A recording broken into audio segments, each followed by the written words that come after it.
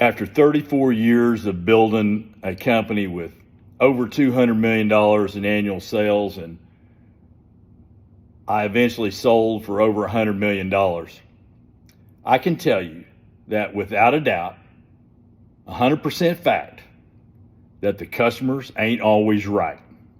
Now, I can hear the college professors and business gurus, customer service experts out there just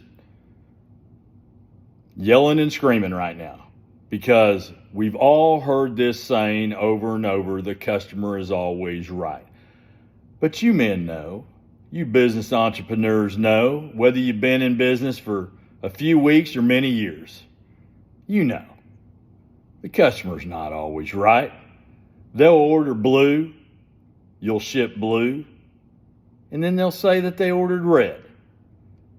They'll say that your prices are higher than everybody else's. You do a little research and realize that no, your prices aren't higher than everybody else's. They'll ask you for products and services that will absolutely unfocus you, make you unprofitable. It'll make it profitable for them, but it's not going to work out for you. They will say nasty, mean things to you because of maybe a bad day, or maybe they interpreted something that you did to not meet their needs and they're not happy with it. And they're not right. They're not right to do that. But some gurus out there kind of change that saying a little bit, temper it down a little bit. Instead of the customer's always right, they'll say the customer ain't always right, but the customer is the point. So I understand this. We all understand the meaning of this term. The customer's always right. It's got good intentions. We're all basically customer service oriented, us business people, and we want to please the customer because it's a no-brainer. You want to please the customer because you want to get their sales, you want to get their profits so that you can pay your employees, pay your vendors, make a profit, and become rich. We know this. But we also know that what the customers say and what they do, two different things. And that's something that I learned over and over and over again, that my salespeople would come back with things that they wanted, that the customers obviously communicated to them that they needed. It might be prices, it might be several different things. Or maybe your marketing research people, if you have them, or if you've contracted with someone, will tell you what the customers say that you need to do. But I can tell you this: most of the time, those things that they want you to do, they're not profitable.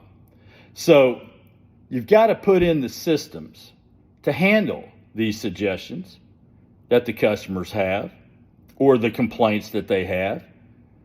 And when they give them to you, in most cases, you've got to be firm, say no, but we'll consider whatever your suggestion or your complaint or your problem is.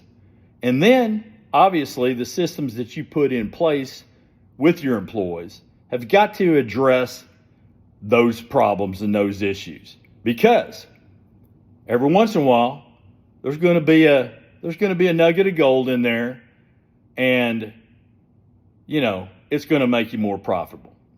But here's the thing: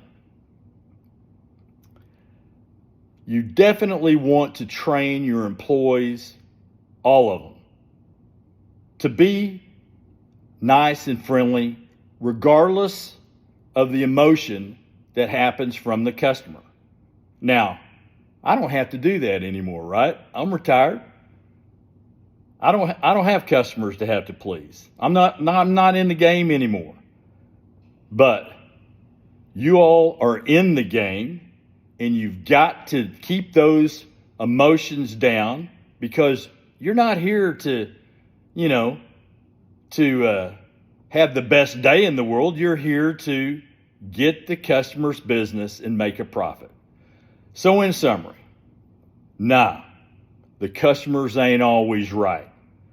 But what they do, what they pay for, that is always right.